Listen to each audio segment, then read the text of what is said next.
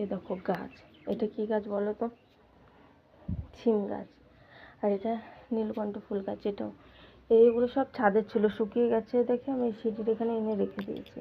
এ দেখো পাতাগুলো শুকিয়ে শুকিয়ে গেছে। আর এই যে কেচে নিয়ে চলে এসেছি, এবার ছাদে মেলে দেবো। দেখো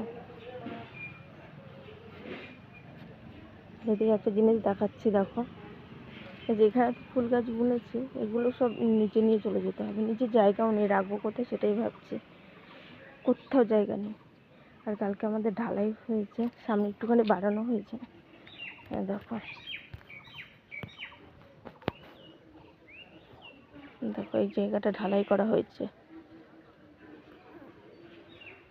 3টে পিলার দিয়ে এই বসিয়ে দেখো পুরোটা ঢালাই হয়েছে।